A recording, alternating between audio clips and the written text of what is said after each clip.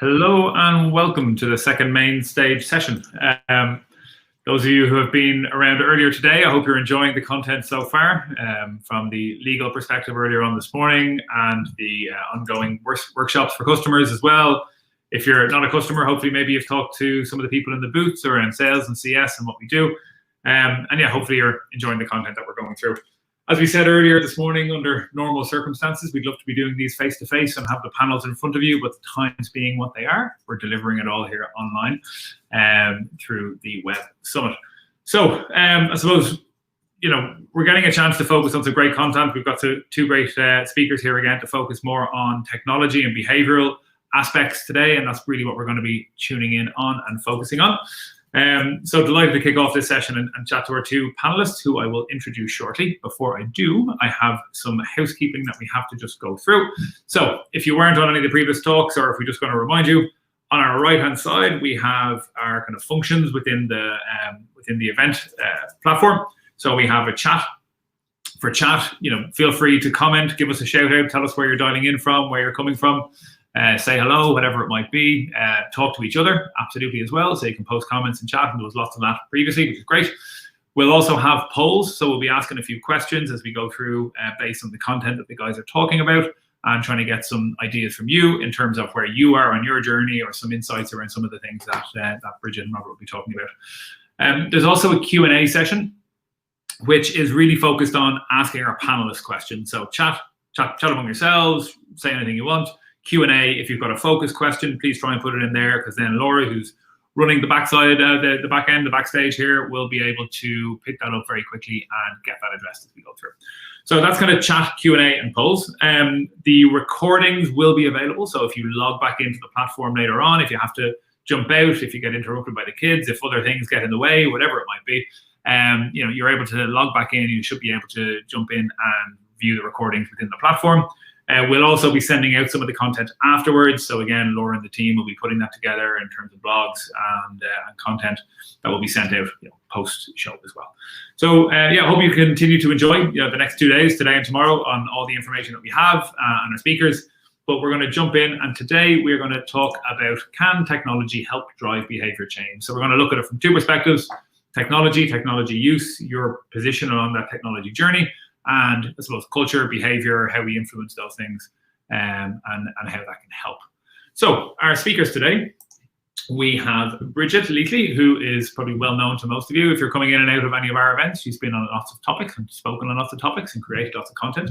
Bridget is a freelance health and safety consultant, providing risk management support in numerous environments, and delivers safety training and writes for numerous publications. Hello, Bridget. Oh, we've got to... Just rookie error, I'd put myself on mute. Good morning. That's okay. Good morning. Good afternoon, actually. We've just gone a few minutes past. Great. Anything else, Bridget, you'd like to add to the bio there before we go on? No, not working in terribly many environments at the moment, mostly working from home like a lot of people. But I have had one outing out, I think, in the last 3 months. But we cherish them when we get them at this stage. We're in the office today for the first time in a long time, absolutely. We're doing a lot more online events. Online, particularly virtual classroom, has been a big development area over the last couple of months. So delivering health and safety courses using sort of Zoom and team type platforms has been a real growth area. Great, and yeah, new experiences for a lot of people, I think, in safety as well, absolutely. Great. So we have Bridget, and then we also have Robert. So we have Robert Tilliard, partner, experience and people science. So Humu is the behavioural change company that makes work better through science, machine learning, and a little bit of love, which I like. Based in London, Robbie focuses on delivering Humu's people science and data-driven approach to partners across Europe. Hello, Robbie. Hi, great to be here. No, thanks for joining us. Anything else you would like to add to the bio there as well? Maybe that my first health and safety experience was when I was working as a gardener in my high school back when I was 18. So a long history of health and safety briefings and trying to understand how to make work better. Excellent. And Robbie, you were also, we'll touch on it as well, you're also involved in a report in a previous role that we're going to be focusing on and talking about a little bit as well as we go through today's presentation on the EAST framework, which we'll get to. Great, so thank you for joining us. Great to have us. Great to have you here. And then myself, Dara, I am the CEO with Engage, and I'm just here to chair the conversation and get some great insights from both Bridget and Robert. Go for it. So, so where we're going to start, we're going to hand over to Robert, and I think we're going to start off with a little bit of a behavioural science game. Yeah, exactly. So when I think about what drives Humu and my former work at the Behavioural Insights team, where some of this work is coming from today, so I really want to give the Behavioural Insights team a big shout out as well. It's quite simple, which is how do we help people make the best decisions for themselves? And it turns out mixing both behavioural science and technology is one way to do this. And it has a particular application in making work better and safer. So that all sounds a little bit lofty and theoretical. So I want to do a quick exercise to get us started to think about how that works in practice. So here you have a bunch of words: nurse, sick, lawyer, medicine, health, hospital, dentist, physician, unwell, patient, office, stethoscope, surgeon, clinic, and cure.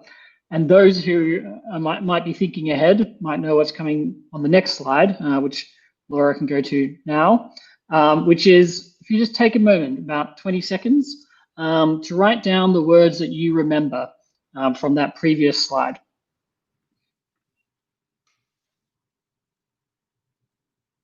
So grab, maybe open a notes tab on your computer or grab a pen and paper and just write down the words that you remember from the previous slide.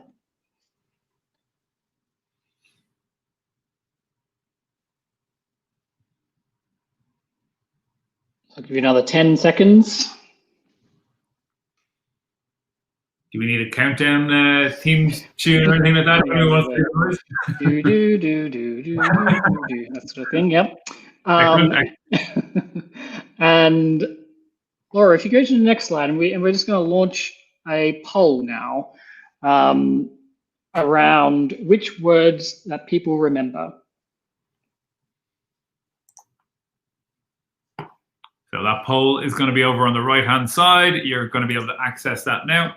And there is sort of 3 polls running there. It's number 3 down the bottom. If you just go down, and we can answer that, and then you can please participate in the other polls too while you're at it. But yeah, that poll is there. Oh, and that should have been a multiple choice. Sorry, that should be a multiple. We've done our first little faux pas. That should be a multiple choice poll rather than a single select poll. Apologies. So we might try and quickly relaunch that poll while we're all in the mindset. Putting the pressure on the No worries, this is 2020. So while you're in there, guys, and you can see we have 2 other polls which kind of relate to some of the other topics we're going to be talking about a little bit later. At my company, I'm encouraged to edit or report hazards by my colleagues. So we're just talking about kind of openness of reporting and where do you think you are in your safety culture maturity. They'll probably make a little bit more sense as we go through the presentation, so we can launch them as we go or interact with those as you see the slides. But Laura is frantically typing here beside me, and we shall have a multiple choice poll coming out very soon. The joys of live television. Here we go. At the top, I think it is. It is indeed. It is at the top. Excellent. So I'm going to partake with my initial response that I done when I seen the slides first.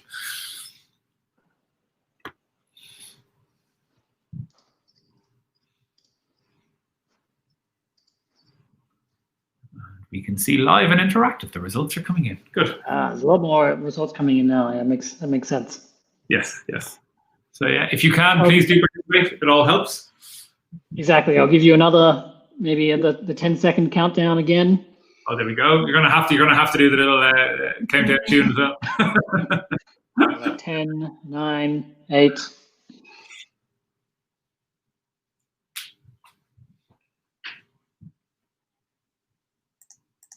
Great. Great. So what we see here when we look is a lot of folks have chosen various different options, which first tells you that people remember things differently, which is interesting in itself. But also what's interesting is we have, given that there's 15 people who have selected at least one thing and 12 of them have selected doctor, like a very significant proportion of people have selected doctor. And if you go to the next slide, Laura, you'll see that in actual fact, we didn't have doctor in that original set of words. And what we generally find is that 40 to 55% of people still falsely recall doctor. And the reason for that is quite clear, which is if you remember the words that we went through, nurse, medicine, hospital, clinic, and all sorts of things around that, these words are all related to doctor, but they don't actually mention it. And so the point here really is our environment is affecting our ability to remember in the very same way that our environment also impacts our decision making. And that's the fundamental insight, which is that as humans will often follow the twists and turns of the environment around us.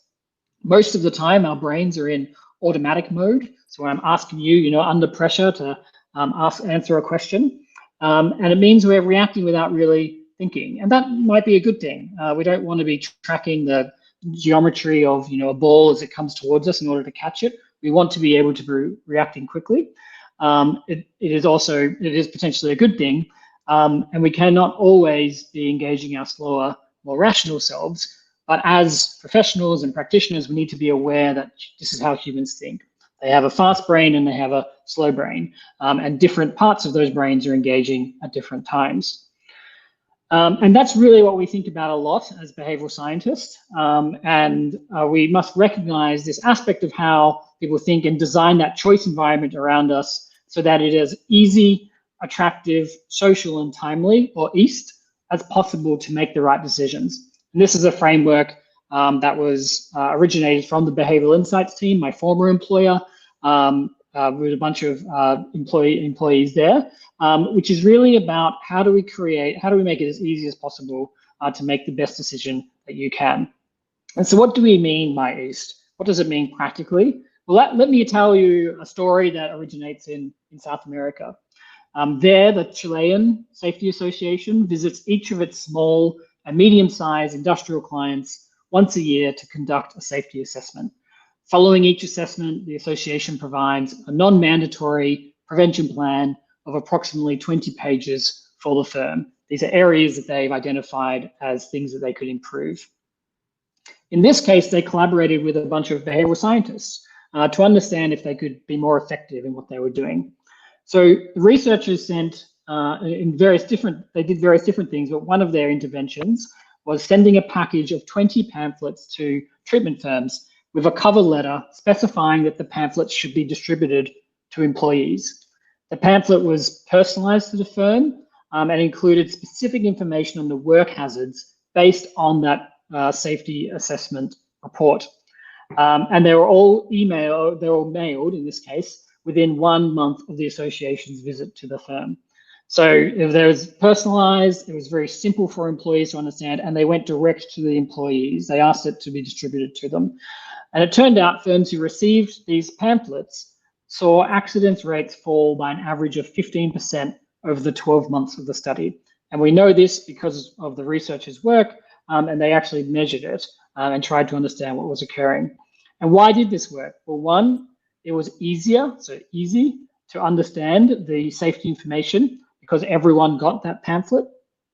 And there was a social element. So it's the social part of seeing how people responded and seeing your colleagues get this pamphlet. So you were aware that everyone had this information and was being asked to act on it. So that's an example of what we mean by making something easy, attractive, social, and timely. In this case, emphasizing the easy and social aspects. So very finally, I think it's hard to keep up with the latest information and deliver these messages to a distributed workforce and ensure that that information is personalized. And this is where technology can really play a big part. At Humu, where I work today, our technology sends people the right messages at the right time to drive a happier and more productive workplace.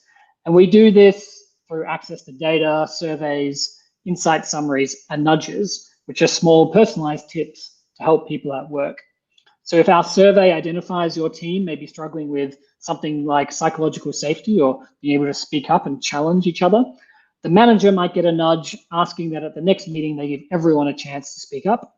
An employee might get a nudge saying that if you speak up in the first 10 minutes of a presentation, you're more likely to contribute throughout the session. And their colleague gets a nudge saying to look out for their teammates as well. So you have an ecosystem making it easy, attractive, social, and timely to do the right thing. So that's just a quick summary of behavioral science and its implementation and what we do at Humu, but looking forward to the questions and speaking more about measurement and some of the challenges as well. Great, Robert. And I think like when we read the EAST framework and kind of looked at that in terms of, how we approach technology, how we approach product design, how we approach things, there was a lot in there that resonated with us, both in terms of what we try to do now and also for future vision and how we should really try and drive more engagement across the workforce, and having that easy, attractive, social, timely, it all makes sense in terms of point in time, right time of activity, when somebody needs something, they get it, as opposed to having to go through everything, and pick out, remember from rote learning from how long ago. So I think the framework to us when we read it, and we Bridget actually wrote a detailed blog around that, kind of relating it back to what we do within Engage. Bridget, any thoughts on that, and kind of your thoughts when you, I suppose, went through both the study and also then how that applies in terms of safety applications? Yes, I mean, I obviously the example that Robbie gave from the EAST report, of the reports back to sort of multiple companies, is a great example of where someone's actually done a proper controlled study where they've sort of done before and after measurements, they've measured differences between groups.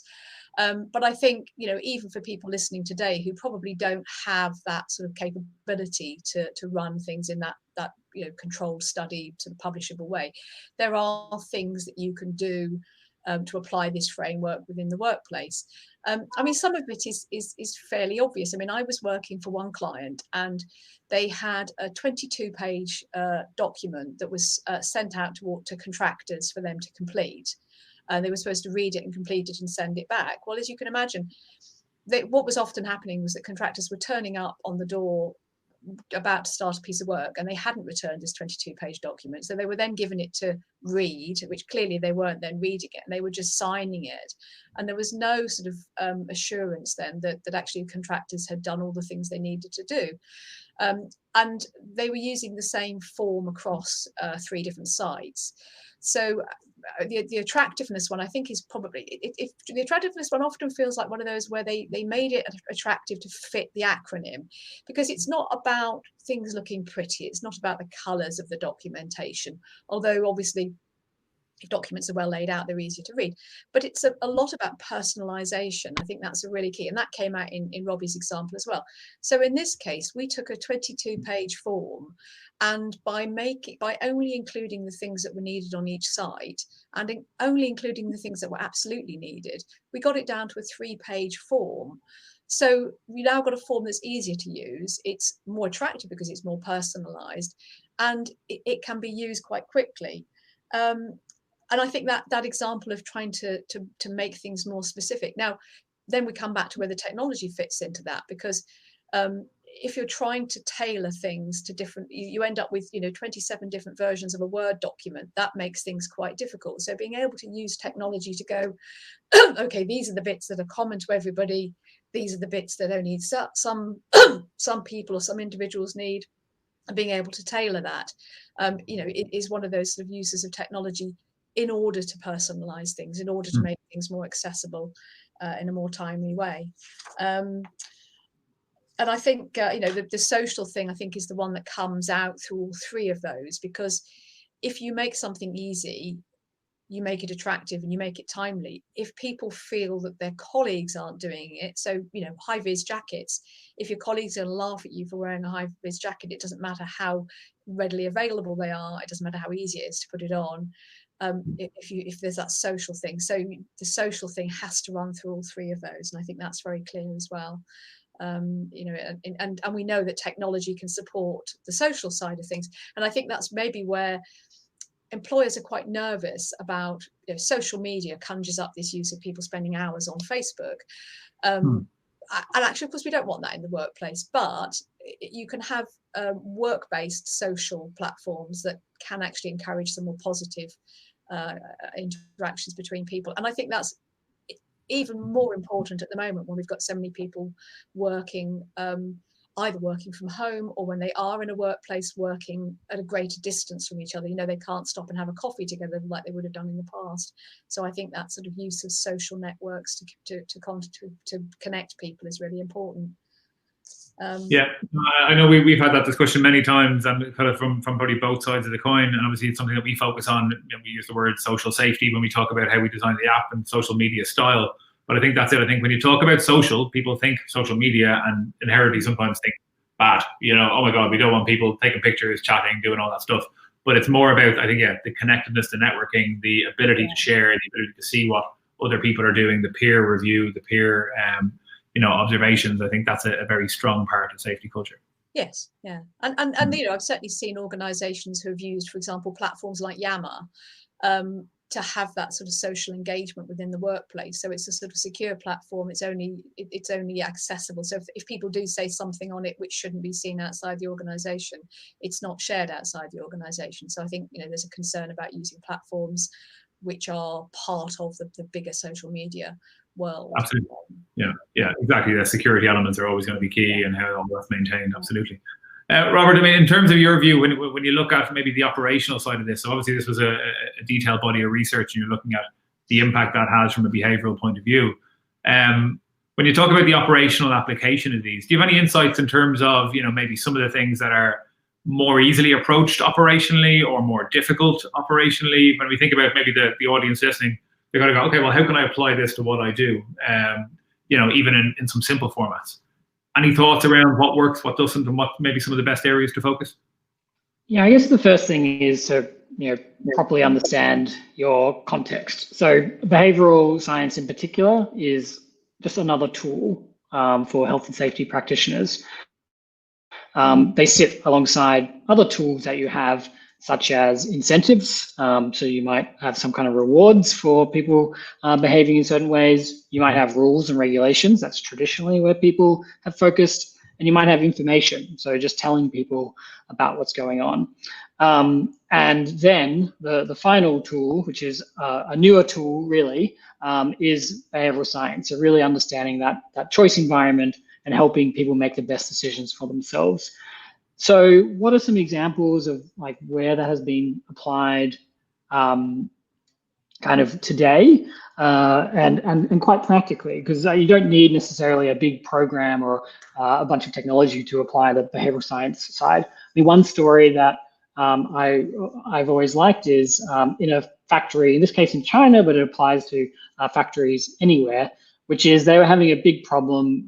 There was a garments factory with people throwing spare kind of thread and other aspects just on the floor because they were working on it kind of on the conveyor belt, and they just throw it behind them on the floor. But this would create quite a significant hazard for folks. And they tried some more monetary incentives, so a real kind of incentive to like, hey, don't do this. We will reward you in some way if you don't do this. And they didn't really have like that significant of an impact. And so what they did in this context, which is they made this behavior more culturally meaningful in that Chinese factory. So in this case, adding a series of gold coin stickers around the floors. So if you can imagine in a factory, you often have kind of the walk-through paths that people are supposed to follow. On those walk-through paths, they actually added some gold stickers, which was a symbol of good fortune in that environment. And this, they found, actually reduced the amount of waste thrown on the floor by 20% because it was culturally meaningful. People didn't want to throw it on the floor, and there was something they could do. There was something that was done in a very low cost or immediate implementation. So that's like in the behavioral science side, just thinking about like what are those things that are actually incredibly easy to make things, in this case, more attractive to do the right thing in order to implement it. Very good. Interesting. Bridget, any thoughts on that in terms of the operational side and the application of that?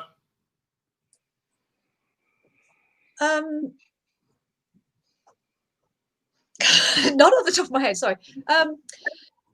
Yeah, I think that timeliness is probably the one that is most, it's the one I think that gets me. I mean, I'm involved with producing a lot of training material for people, so a lot of health and safety training. So you produce, for example, e-learning courses, and people get given a sort of schedule of, right, okay, every year you need to resit these 15 e-learning packages. Or you go on a managing safely, working safely course, or you go on sort of technical training. And then you might not actually get to do the thing that you need to do until some months later. And actually, you know, a lot of e-learning packages that I've reviewed over the years, they're actually designed that once you finish the course, you cannot access the course again. So if you want to go back and go, oh, there was something in that course about what I needed to do, or can I just look at those images again about how I do manual handling or how I set up my desktop, and they can't access that training material. So, you know, maybe they go and Google it, or maybe they find a YouTube video or something. And you know, that's such a shame that we produce all these wonderful learning materials and then we don't make them available in that timely fashion. And I think that's one of the sort of biggest, you know, maybe one of the easiest wins, is to say, well, how can we provide people with the learning that they need, that sort of micro learning, small bites of learning at the time that they need it. And, you know, that's where we then sort of, you know, when we talk about the hierarchy of technology later on, you know, that's where the higher parts of that technology can help. So if you have a QR code on a piece of equipment that only needs maintaining once a year, and you've forgotten what you did last year, and you can have a look at, you can zap the QR code and it comes up with all the instructions, you know, then actually you can be reminded of how to do that. And maybe that could include a video of what to do, because some people prefer to see people doing the task than to read some instructions. You know, if we're really getting into the technology, you can have the head-mounted displays, the sort of augmented reality, where you can see the instructions overlaid over the equipment that you're maintaining. So somehow thinking of ways of bringing, I mean, we actually, all of your workplaces will be doing this already. You'll all have on the side of a noisy machine, you'll have a blue sign saying wear hearing protection, you know, and that is a form of a timely reminder of your training. But it's a very low tech one, isn't it? You know, because you could print that sign, you can stick it up. But it's how do we use the technology to provide more sophisticated, timely reminders to people of the things that they want to do. They want to do them correctly. They just, you know, it's too complicated, it's too detailed. What is it I'm supposed to do? So that timeliness, I think, is a really key one.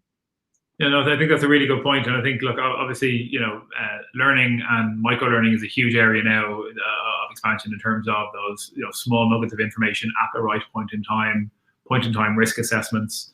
You know, all of these things are kind of trying to help you do the right job at the right time. But, you know, even with the lack of learning, or even like forgetting the information that you've learned so long ago, complacency can be another element, I think, that comes into that, you know, I've done this for 20 years, I know what I'm doing. And again, without those little reminders or poignant reminders at the right time, it can often lead to a lot of accidents as well. It's one of the biggest causes, I think, in a lot of accidents across the OSHA investigated stats.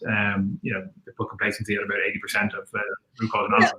Well, I think, I mean, back to Robbie's point about that sort of, you know, I know we're not going to get much into fast brain, slow brain thinking today, because it's almost another topic on its own. But you know, when we have to make a decision, we do have to think quickly.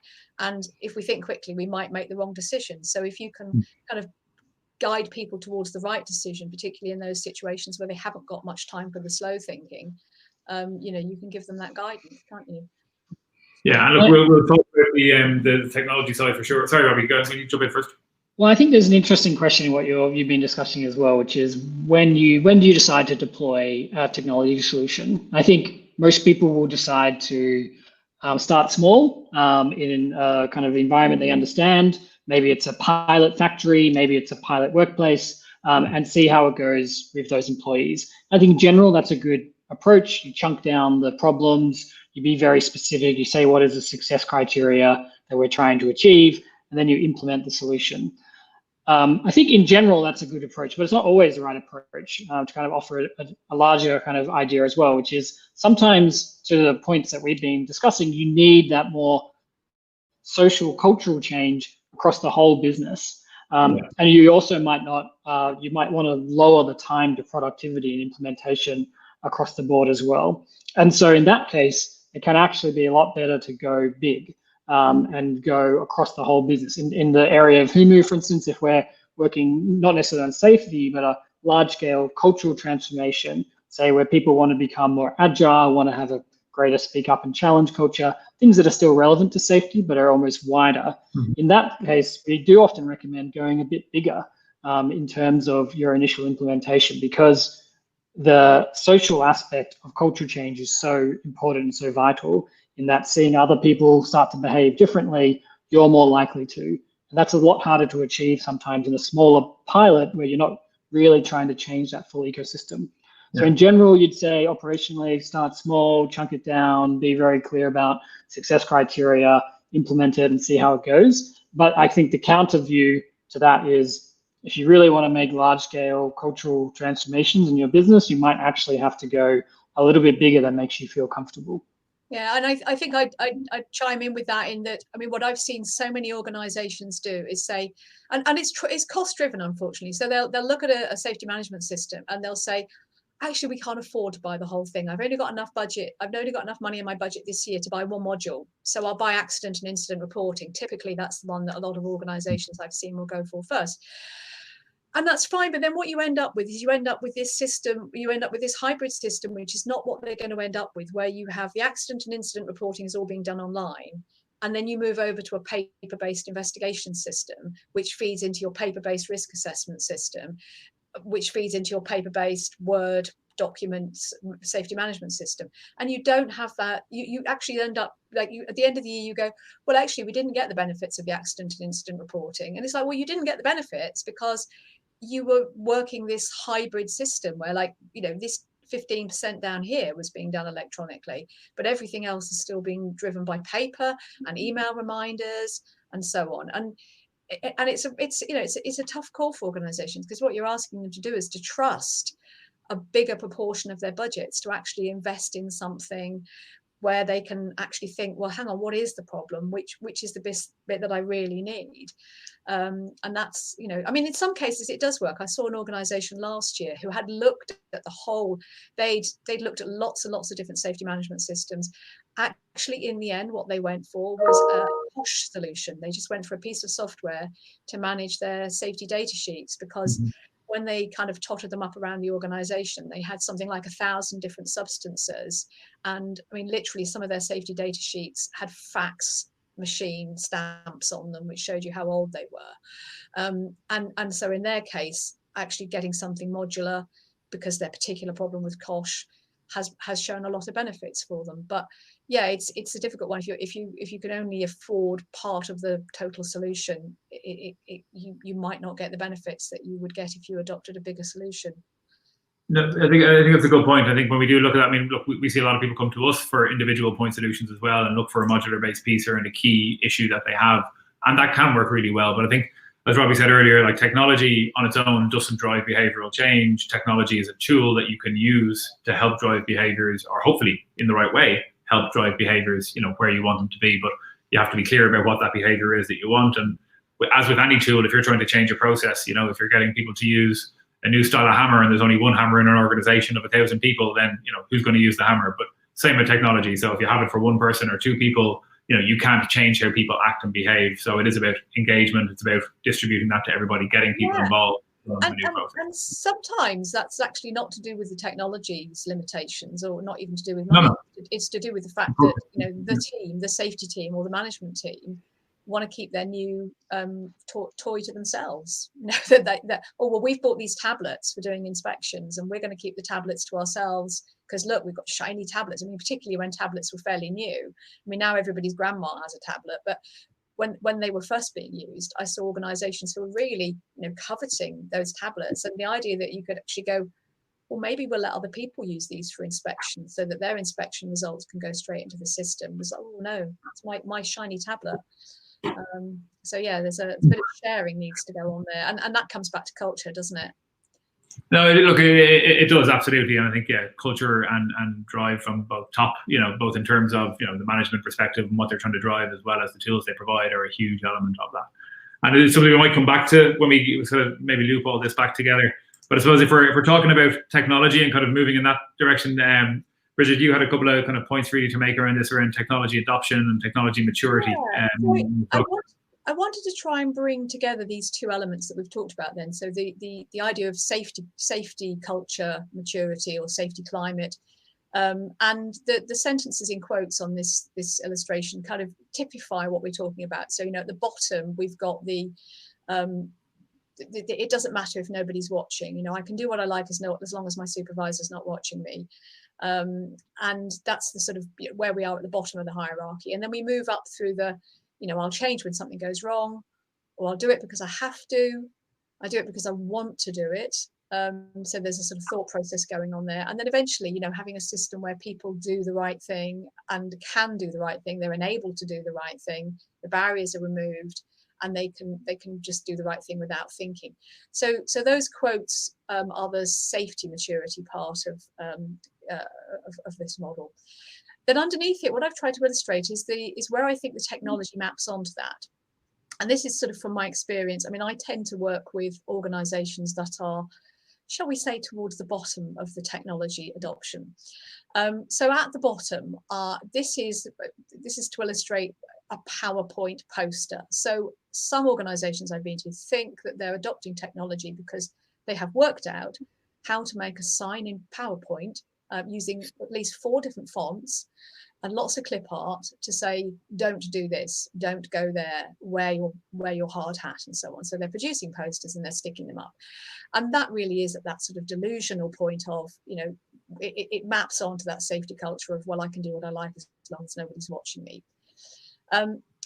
Then we move up, and I get clients who come to me and go, Bridget, you're very good at Excel, aren't you? Can you produce us an Excel spreadsheet with some filters and some functions and things so we can keep our accident and incident reporting on there, and we can produce graphs and charts to send to management to show how many accident reports we've done and so on.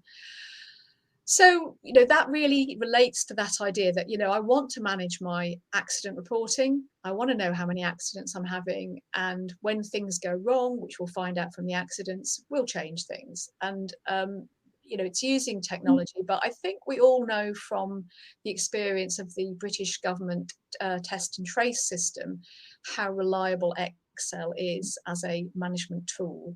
And yet, again and again, I've seen so many clients who are relying on Excel to do things which are quite high powered. Problem with an Excel spreadsheet is once you close it, it doesn't send you any reminders.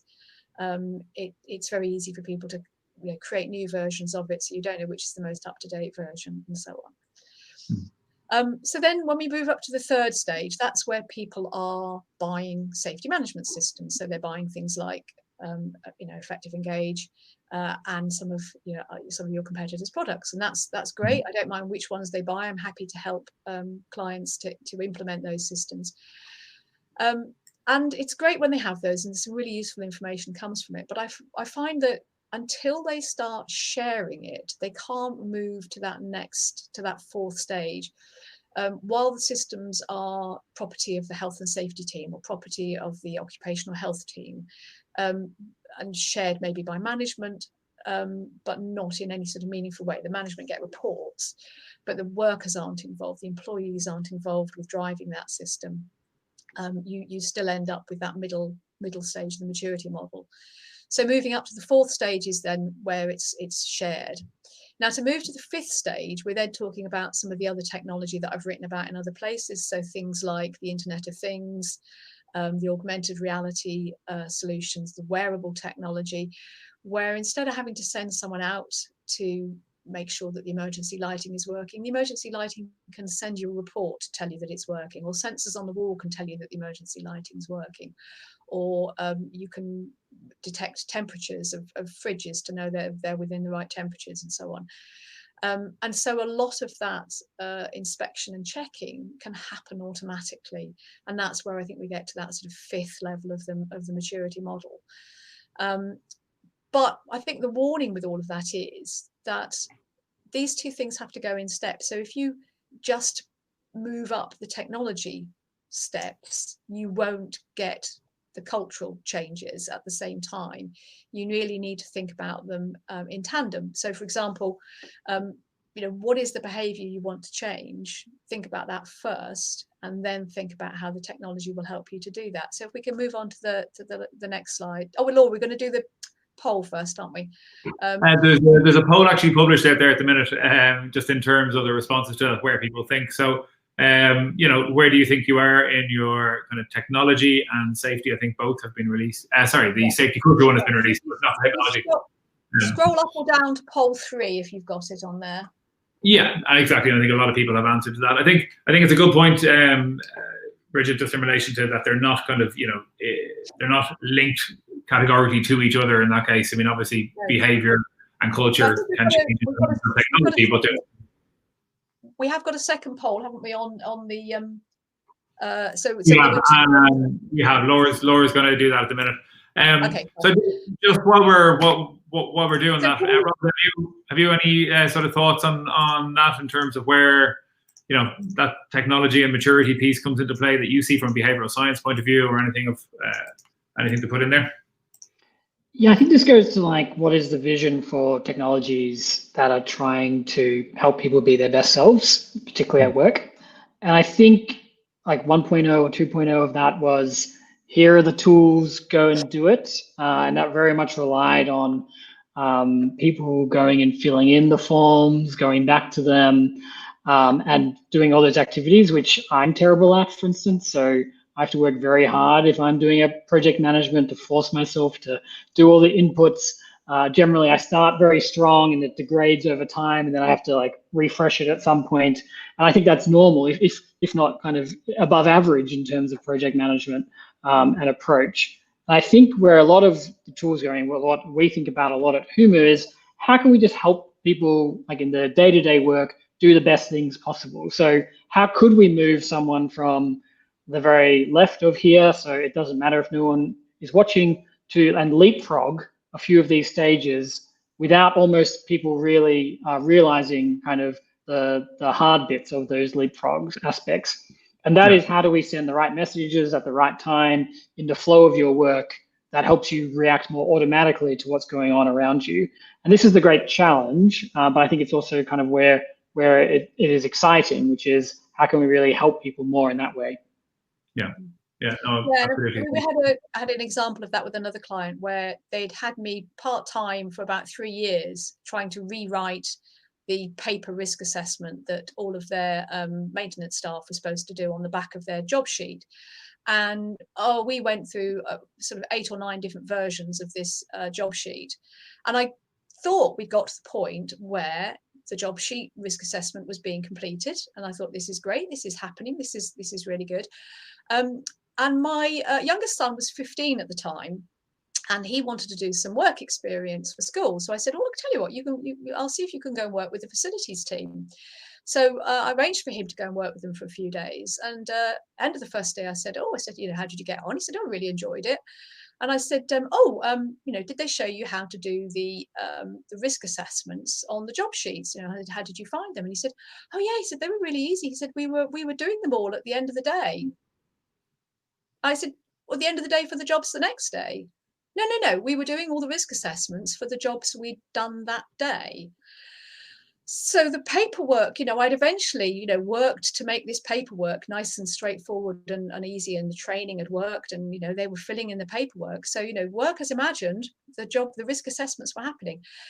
What we managed to do a few months later, because I kind of raised this again and said, look, this is still not working, was the maintenance software that they were using to create these paper job sheets was actually capable of generating these on a tablet. So for the cost of a couple of quite cheap tablets, we could have a system where basically they couldn't start the job until they had done this risk assessment dynamically online, and it was timestamped, so you could see when they'd done the risk assessment, and then they just did the risk assessment and then went off and did the job. And the only way we were ever going to move them from that situation was, however simple we made the process, however easy we made it, they were still going to do it at the end of the day, unless there was actually some technology that fed it to them at the right time. Exactly. And look, if we take a minute there to pause and just look at our polls, because we've had some data coming through. So we look at maybe the 2 polls that we have. First was, where do you think you are on your safety culture maturity sort of path or model? And thankfully, from all of our listeners, or the majority of our listeners, are sitting in that upper quadrant of innovator or optimized, and obviously thinking about what they can do and digital options around that and technology options around that. So that's kind of where we see across the spread for the cultural sort of assessment. And then if we look across where on your technology adoption maturity, we see 50% are kind of still doing spreadsheets for accident tracking, which is, it's that or above typically is what we would see. That's the large portion of people still managing the data through spreadsheets. About 14 or 15% saying online safety management systems, but with the safety team only, and then about 30% with wider adoption. So all of you guys in the spreadsheets and safety manager sort of, limited to a couple of admins, go talk to our guys, go into the exhibition booth later and have a chat, but we can certainly help around that. So any thoughts on that in terms of those, cultural positioning and what you guys see out in industry from your perspective? Rob, if you want to grab it first, maybe from Humu and what you see in terms of that position of culture and position of technology. Yeah, I think certainly on the culture, like there is obviously a little bit of a gap between, I think, people's aspirations and where they might be actually using technology today. But probably a lot of that gap can be explained by what you really need today. And I don't think any of us would say that every company requires a complex safety management system. Obviously, it depends on your size, your revenue, these aspects, and a spreadsheet could be fine for your purposes, as long as you're kind of using it actively and updating it appropriately. So in some ways, I'm not that surprised to see a gap, but I'd be more surprised if you were also seeing that gap at 1,000 person or a 5,000 person company, where which is typically who Humu works with. And there we obviously do see a lot more of a online safety management system, and increasingly, as suggested here, more integrated use of tools. So I'm not surprised, and people shouldn't necessarily feel like they need to be doing all these things, but I think what they should be taking a breath about, which is how complex is their business, and is that complexity being met with their current technology tools, because there are things out there that can be done. I guess the final thing is, even if you're using a spreadsheet, there are still fun things you could be doing. So why not set up an automated SMS system, kind of as Bridget was suggesting, like once a month you say, hey, chat to your team about safety at your next team meeting. And even in a small team, that's actually relatively easy to set up. And those nudges can go a long way to getting your team just to be like, oh yeah, I need to be speaking about safety at the next team meeting, or this incident occurred and we need to do a debrief on it, that sort of thing. And those emails can be extremely powerful. So even in that spreadsheet world, what are you actually doing to not just passively track what's going on, but to actively manage and intervene as well? Yeah, make things more visible, actively communicate, get information out there, all of that. And that can be low tech, absolutely. If you don't need, a larger system, then you don't need that expense, absolutely. I think there's two reflections I've got on it. I think one is to do with the audience that we've got today. And I think the audience that we've got today are mostly, they're all saying, I'll do it because I want to. And absolutely, because they're here today, they've chosen to sort of give up their lunch hour to come and think about these issues. So they're at the point of I'll do it because I want to. I guess I just question how much their employees are at the I'll change when something goes wrong, or I'll do it when I have to. That would be my query on that one, because I think then that maps more closely onto the fact that if you're still using spreadsheets, probably most of your staff are still in that sort of 2 or 3 level. But I mean, I could be wrong. There could be people out there where all your staff are doing it because they want to. That's great. The other thing I think is interesting, just reflecting on what Robbie was saying, was that actually the point about using an Excel, the good thing about working on these things with an Excel spreadsheet is, when you do finally go to an organization, you've got your budget and you say, yes, I want to use a proper safety management system, and they want to know what information you want to keep on it and how you want to structure your databases and so on. Actually, if you've been working with an Excel spreadsheet for the last couple of years and you've been adding columns as you go along because you've thought, oh, actually, it'd be really useful to have this column, or it'd be really useful to have this information on the spreadsheet, then I'm sure that makes a really good part of your sort of customer requirements document to say, well, actually, we've been working with this spreadsheet for 2 years. It doesn't do the automated messages for us. It doesn't do any alerting for us, but it does do this, this, and this. So please, can we make sure that this system we're buying has all of these things? And in a way, you're sort of prototyping the system that you want. So you've got the system that's got the functionality, but maybe without the ease of use. And then you've got the system which has got all the functionality plus the ease of use. Yeah, so I think that's the two reflections on those polls. Very good. Did you want me to talk about this triangle, Darren? Yes, go for it. Yeah, so this is something that you wanted to chat about. So yeah, run us through your thoughts on this. So this has come out of the behavioural change wheel work, and it's this sort of idea that, and again, it comes back to, don't just buy the technology.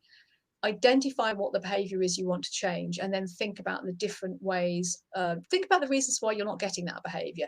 So is it because people aren't either psychologically or physically capable of doing something? Is it because they haven't got the resources to do it?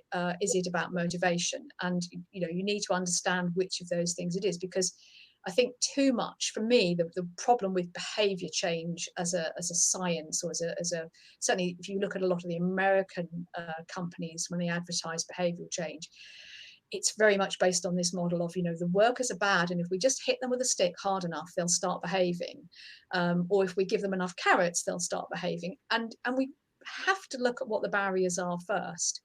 And I just think this is a really interesting model here, because it gives you some choices, and it's not saying, oh, you must do the ones at this end or you must do the ones at that end, because the interesting thing is, if you start from the top of the triangle, if I eliminate the wrong choices for you, right, that's the most effective way of getting you to change your behavior. So for example, if by Thursday night all the pubs in England are shut, right, then nobody will go to the pub and lose their social distancing because they're shut. However, as soon as the pubs reopen, people will go back to mixing in the pub, to not maintaining their social distancing, to getting very close to each other, and all of the overcrowding and sharing that's been going on. So eliminating wrong choices is a very, very effective short-term measure, but it doesn't change the way people think about the problem. At the bottom of the triangle, we've got providing information, and that's the slowest way to change people's behaviour. But once you've changed people's behaviour, then it's more resistant to extinction. So in other words, people are more likely to stay with that. And so it's thinking about how we use, what the behaviour change tools are we want to use first. And then once we've worked out what the behaviour change tools are, then we can think about how we use the technology to it. So Robert's given some very good examples already about the positive nudges, which is, you can see in the middle of this triangle. So, how do we guide people with those positive nudges? Well, we have to know what the behaviour changes we want in order to do that. But that's another way technology can fit into it.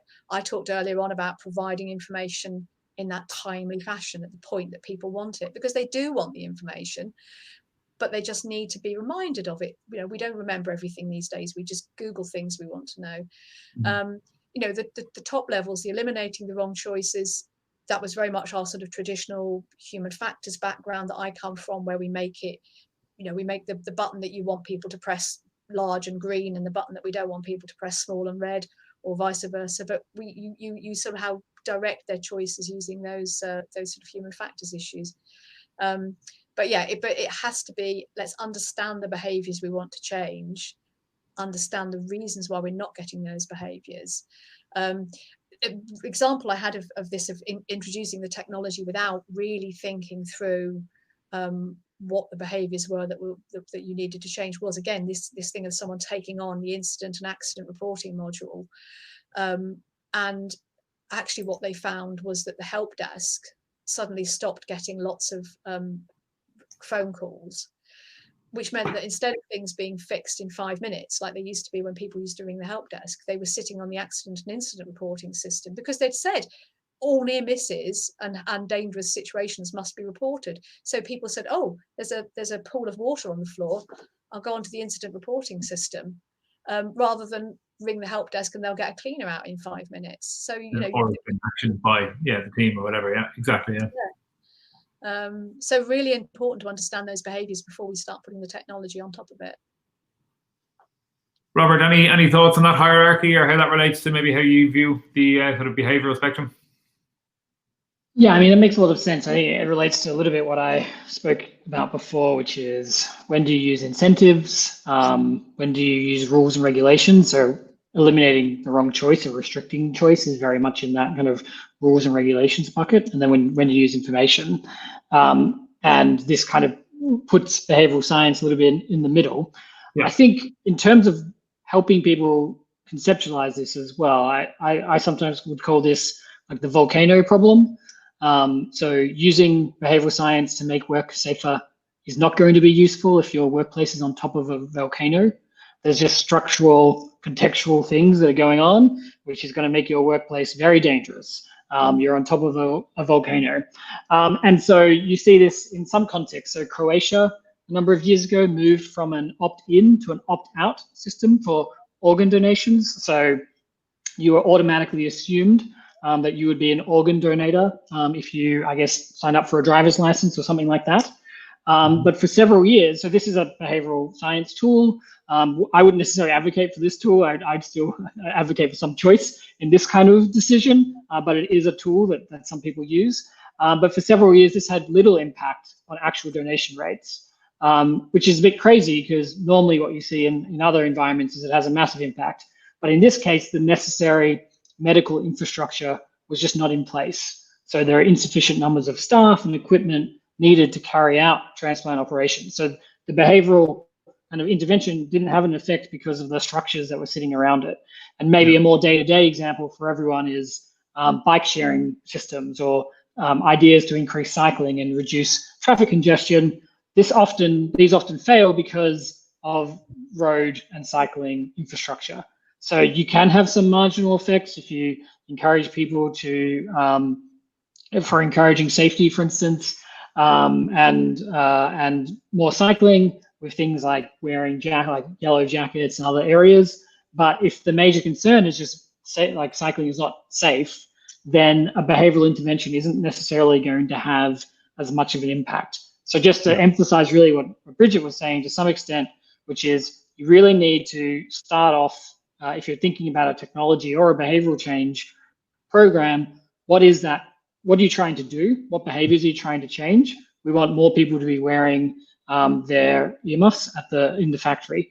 Then what is actually going on? Explore that situation. So why aren't they doing it? Oh, it's because we've run out of them. So we just need more of them because there aren't enough of people. Or it turns out that you have to walk in one door, you have to take them off, and you have to put them back on. And that's like just a weird thing that happens and people forget to put them on afterwards. And so you really actually understand what the behaviors are, and then you can come up with some solutions about them. So, okay, we're going to get rid of that process. Okay, we're going to buy some more earmuffs or whatever it is. And then finally, you might want to test it. And this is what we really advocate at Humu and also at my former employer, the Behavioural Insights team. And in that report we did on EAST for health and safety, we really advocate for measurement and testing and actually understanding what goes on in terms of the intervention that you're proposing. And in general, we don't really do enough testing. So I think that's the kind of final aspect I would add, which is how can we really know if your new intervention is working? The only way you can know is by looking at the data, observing what's happening, and trying to have see whether you're meeting your success criteria. Yeah, I mean, I completely agree with you in principle. I mean, I'd love to be involved with some projects where you could actually control all the variables, but I think the problem is in reality, when you're putting these things in place, there's 101 other things changing in other bits of the organization at the same time. So it's very difficult to know, what else. I mean, especially, if you think about all the changes we've had in 2020, how would you ever have known what else was happening in that sort of situation?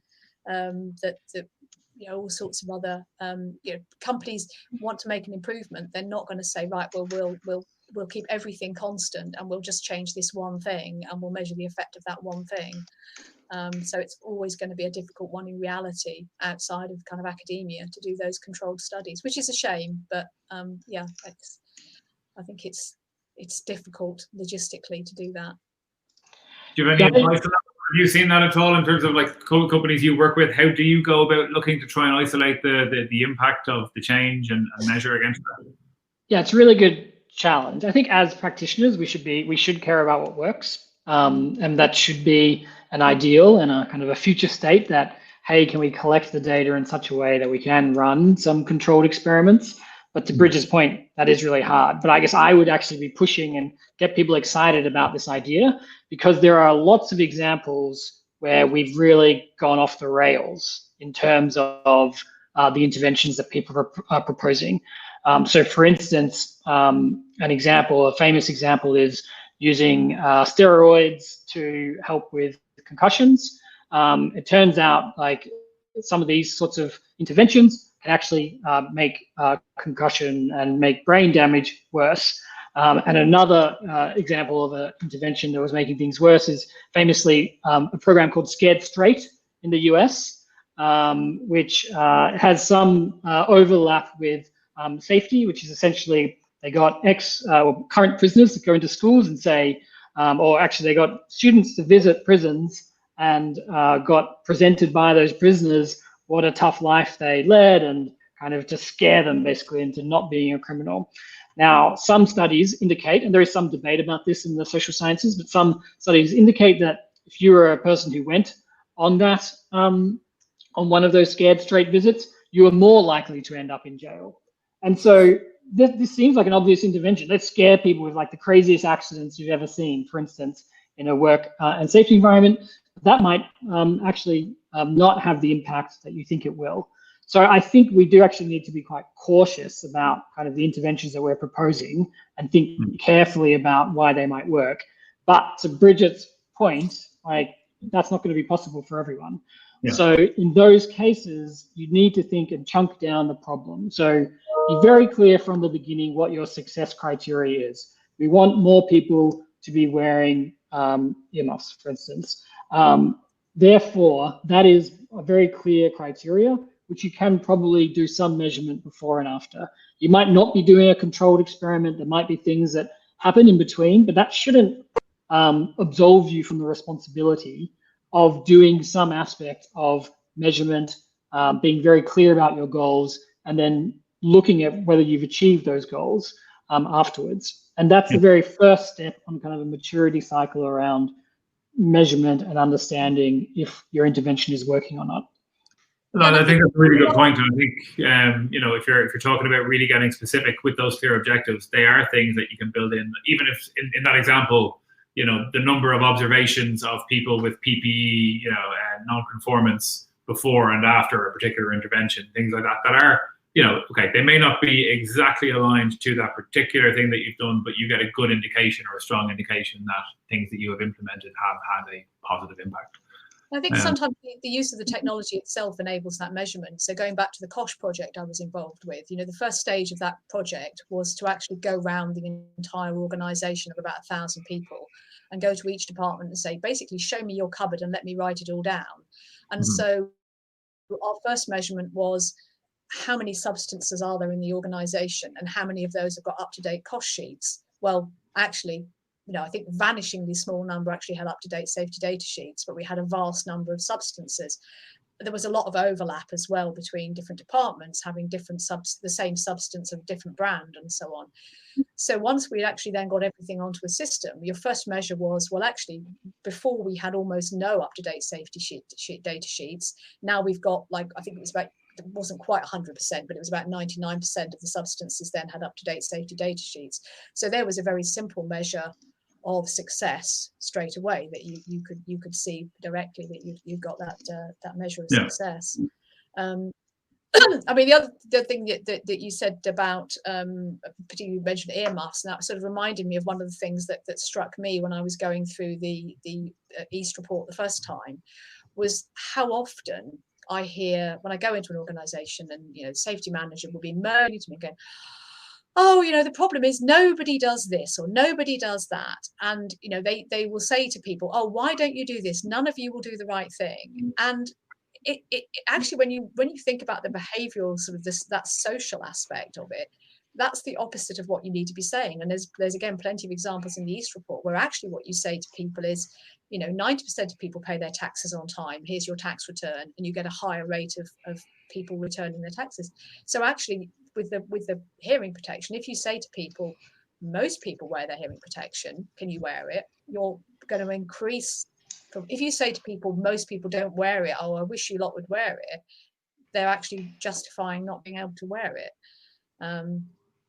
Which is going a little away from the technology, but just it struck me when you talked about it.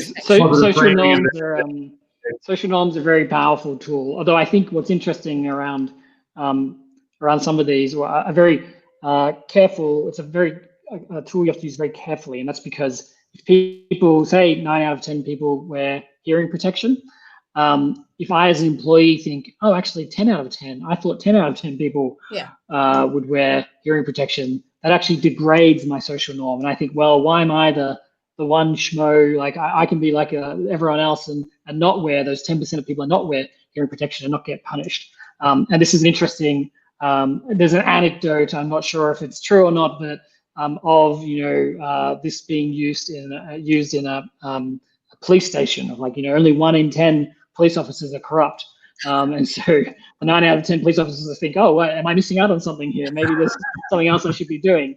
And so I think, you have to be a little bit careful with social norms, but it is a beautiful and good intervention used appropriately. Yeah. Very good.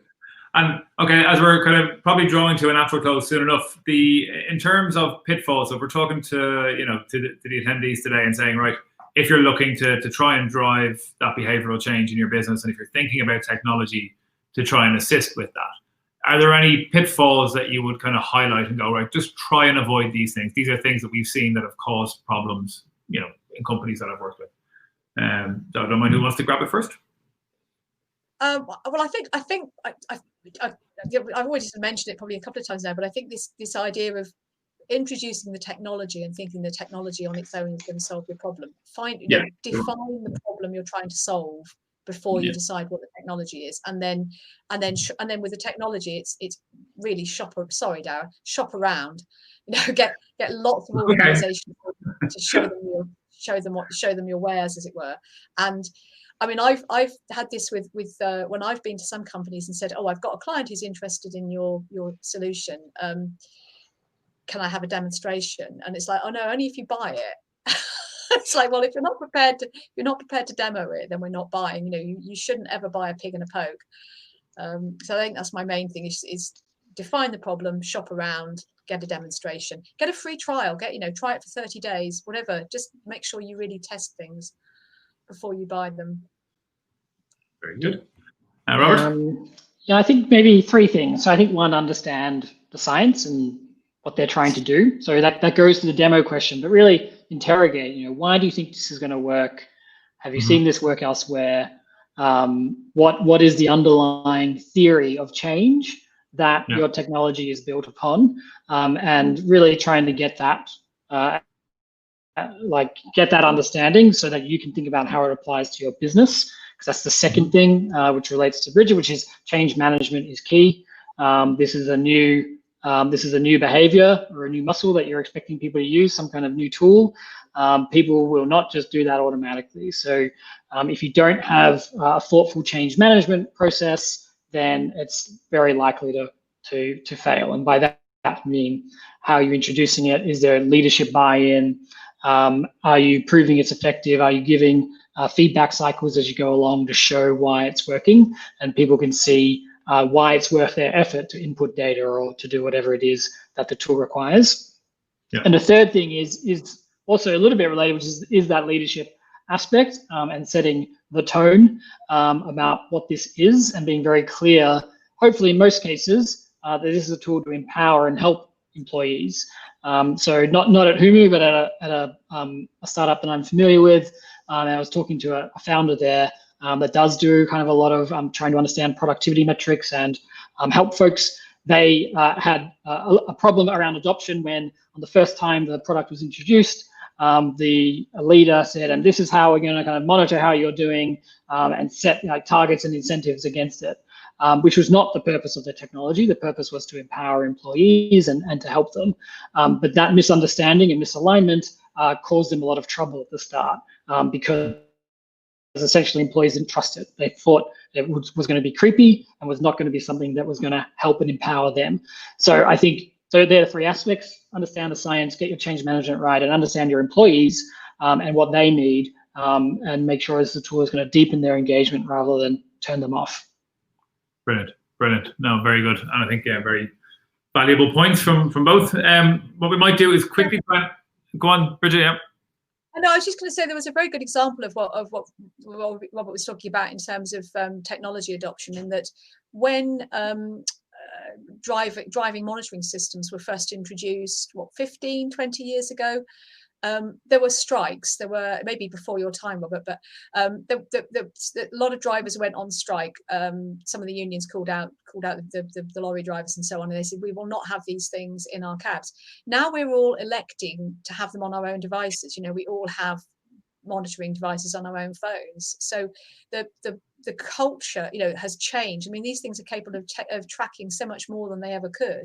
And now, because people are choosing to have them themselves, they're okay about it. But when it was being imposed on them, and it was imposed, you know, very badly, there was a reaction to it. So yeah, you're right, absolutely right. You really need to engage people and get them to understand why you're doing it and what you're using it for. Yeah, and people themselves understanding the value of that too. So, you know, we're not just using something to keep tabs, but there's a benefit to you as the employee. Yeah.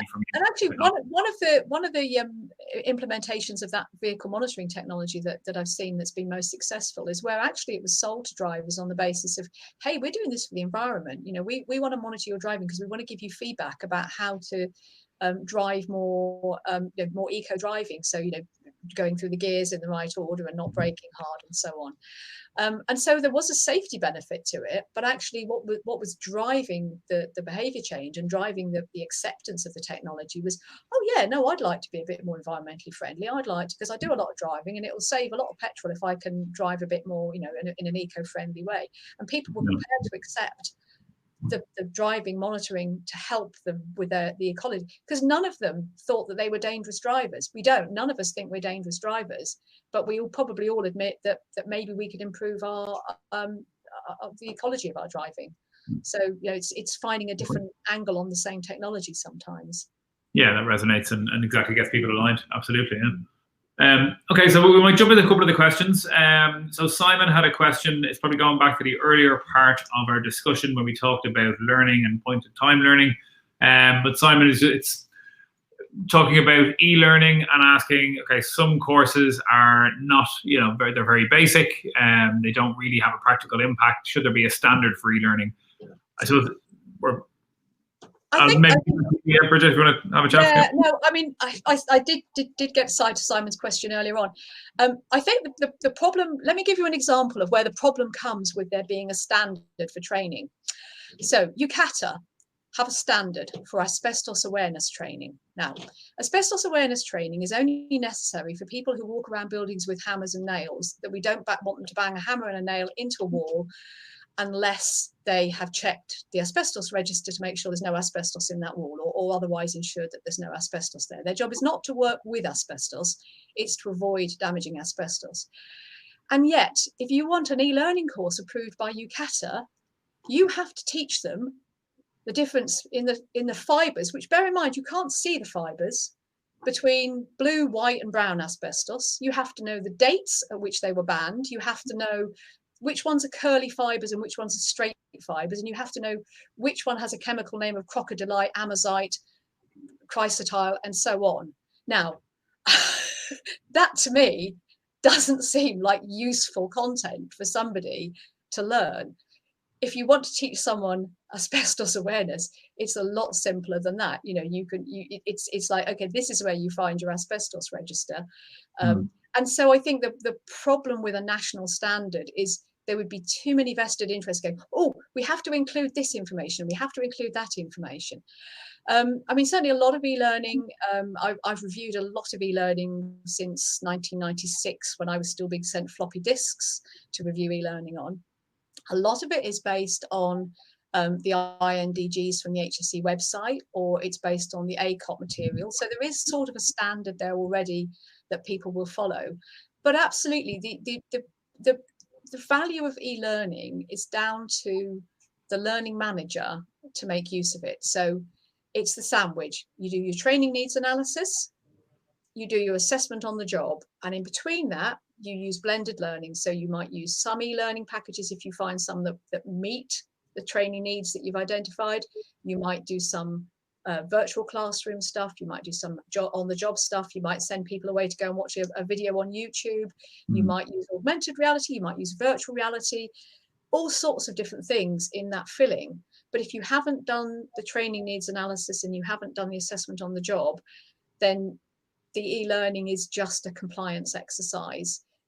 But e-learning used as part of that blend can be a really valuable exercise, but the responsibility lies with the training manager, the health and safety training manager, to say, what does this e-learning course provide for my staff? It provides them with a bit of information that will be useful as preparation for some on-the-job training or refresher for some on-the-job training. But I don't think a national standard will actually resolve that problem. We'll just end up with more generic training rather than more specific training. Rob, you're nodding there. Any thoughts on that? Well, not on the probably generic versus specific or regulation aspect, but more on training, which is to say something maybe slightly controversial, but I think probably does reflect some of what the discussion is today, which is generally training by itself does not work. And that is particularly these one-off trainings. Maybe it's a yearly training. You go into the classroom, you tick some boxes and you leave. And it makes a lot of sense. Like, what are you actually trying to get out of training? Is it participation? Is it enjoyment? Or is it outcomes? And in reality, you want outcomes, but most training providers and a lot of, and the easiest data to get is on participation and enjoyment. And so that's what most people focus on. But there is a way kind of around this kind of pit of like training not working, which is around how can you provide, and I think the questioner mentioned this, which is shorter kind of in the moment e-learning modules. So a text message rather than like an hour training could actually be more effective if it's delivered at the right time with the right message. And so thinking more about the context that you're working in and the people's environment is going to be much more effective than just saying, hey, we've done this training, therefore we've ticked the box. But in reality, that's very unlikely, according to all of the academic evidence in this space, to have any impact on people's actual behaviors. Yeah, no, I think that's a really good point. And we kind of think about that from a technology point of view. If we talk about kind of observations and different things that we're looking at, it's, let's say as an example, there's been 4 incidents relating to a particular machine in a company over the last 6 months, and someone's about to go in and do that maintenance work. Been able to point out to them, hey, there's been 4 incidents for this reason, be aware of that, and it's that point in time delivery and that poignant reminder to remove the complacency or to just tune their brain back into something that's about to happen, I think can be very, very powerful. And that's where that micro-learning, point in time risk assessments, those I said, like that point in time information is a very valuable tool. I mean, manual handling is one of the areas where almost more money is spent than anything else, and certainly all of the systematic reviews have shown that manual handling training doesn't work. That people who have done manual handling training do not have fewer back injuries. That back injuries as a result of manual handling are much more to do with being in a culture where you feel supported. That's one of the biggest risk factors, is not feeling supported in your workplace. I mean, I know I've looked before at wearable technologies, and certainly there are a couple of wearable devices that you can wear, which will give you some feedback to say, oh, you're not lifting properly, your body's not in the right position when you're lifting.